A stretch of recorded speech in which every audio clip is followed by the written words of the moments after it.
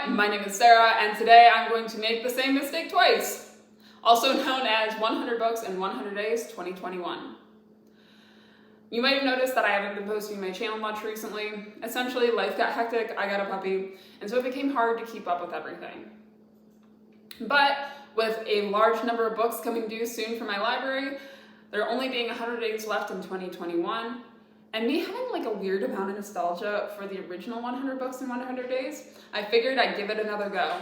So the same as last time, at least 30% have to be what I call vegetables, which are either classics or nonfiction. At most 30% can be rereads, and I want my average page count to be 300 pages. Without further ado, let's jump into the first 10 books on my list. The Midnight Lie by Marie Rutkowski will be the first one I'm trying to tackle. I got interested in this book based on the description of the second book, so I figured I'd start the series and see how it goes. The second book on my list is The Future Home of the Living God by Louise Eldrick. This is a dystopian book, which we all know is right up my alley, but it's more female focused, so I'm interested to see how that ends up playing out for me. In my list is And Then There Were None by Agatha Christie. I recently read The Truant, and a large portion of that plot centers around Agatha Christie novels. I'd never read anything Agatha Christie wrote, so I wanted to go back and understand this phenom and see if I enjoyed the novels as well. The next book on my list is The Second Rebel by Lyndon Louise. This is the follow-up book to The First Sister, which some of you might recognize from my dystopian recommendations video. Really interesting after the end of the first book where they continue on with the second in the series.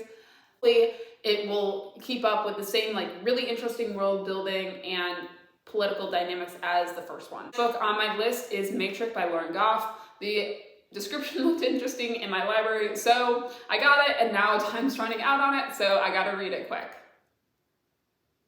The next book on my list is No Gods, No Monsters by Caldwell, Turnbull.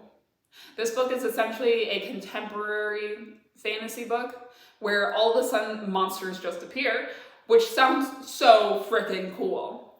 On my list is Scarlet, C. Gagehead. This book is a Robin Hood retelling from the perspective of Will Scarlet, except Will Scarlet's a girl. Another book on my list that is going to be a retelling is Ariadne by Jennifer Saint. I love a good Greek history or Greek mythology retelling, so I'm really excited about this book. The ninth book on my list is Lord of the Flies by William Golding. This is a dystopian classic that I read in high school, and I'm really excited to read it again, now with fresh eyes and new perspective as somebody who reads a ton of dystopian and a ton more books than I did back then. I'm interested to see how many different perspectives I can get out of this book now. And the final book on my list for my first 10 of my 100 Books in 100 Days, no surprises here, it's Red Rising by Pierce Brown. I've reread this series a number of different times, but it is so close to my heart, and I felt like it would be weird to do 100 Books in 100 Days without including my favorite series. So throughout the course of this 100 Books in 100 Days, I'm going to be rereading the series. I'm interested this time around because it'll be the first time I've done the series pretty linearly. A lot of times I've done individual books as a hankering has come up. So it'll be interesting what different perspectives I can get out of the books now that I've been so entrenched in the world, in the community around it. And I'm really, really looking forward to this. With that, I'm super excited to go on this journey with everybody. Hopefully you can tune in and watch my follow-up videos. I will warn you, the video quality is probably going to be a little bit less than my prior videos.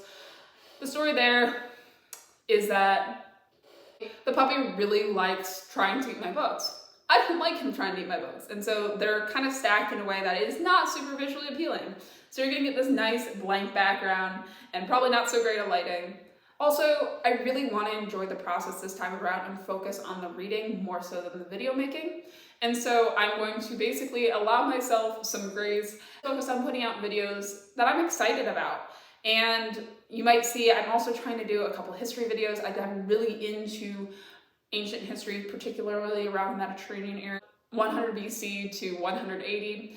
And I really like to share just some interesting insights I've gotten out of all my reading. So look out for those. With that, thank you so much for watching. If you're interested, comment down below any books that you think I should read in this 100 books in 100 days.